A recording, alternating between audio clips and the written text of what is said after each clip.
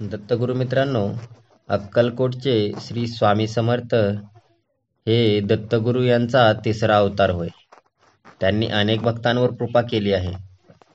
त्यापैकी एक आहे आजच्या गोष्टीतील गरीब ब्राह्मण. श्री गुरु भिलवडीहून कुरवपूर या क्षेत्री आले. कुरवपूरला पंचगंगा आणि कृष्णा यांचा संगम आहे.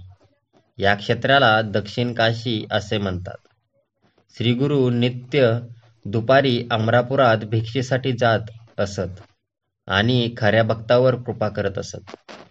या अमरापुरात एक गरीब ब्राह्मण राहत होता. तो प्रतिदिन गावात भिक्षा मागत असे. जे मिळेल त्यात आनंदाने राहत असे.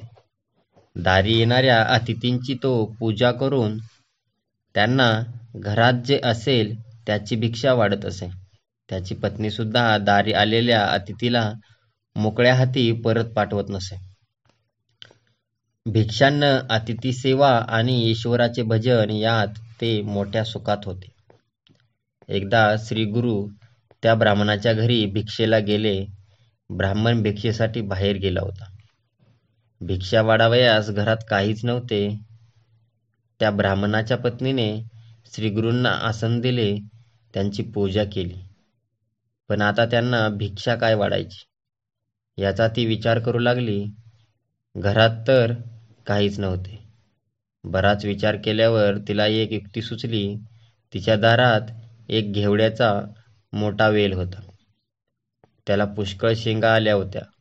त्या ब्राह्मणाच्या बायकोने शेंगा काढल्या, त्याची भाजी केली आणि ती श्री गुरूंना वाढली.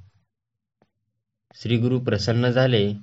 तुझे दारिद्र्य गेले असा आशीर्वाद दिला आणि परत जाताना त्यांनी घेवड्याचे मूळ कापून टाकले.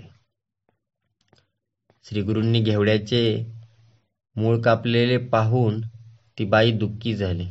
ती रडू लागली. थोड्या वेळाने ब्राह्मण घरी परत आला.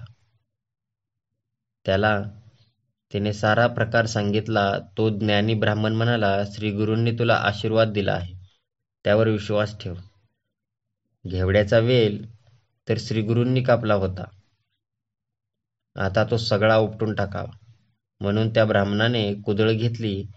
घेवड्याचे मूळ उकळून काढण्यास त्याने प्रारंभ केला आणि काय आश्चर्य! त्या वेलाचे मूळ उकरताना त्या ब्राह्मणाला धनाचा एक हंडा सापडला. ते पाहून त्या दोघांनाही फार आनंद झाला. ते दोघे श्री गुरूंकडे गेले, त्यांची पूजा केली आणि घडलेली सारी गोष्ट त्यांना सांगितली. दत्तगुरु मित्रांनो,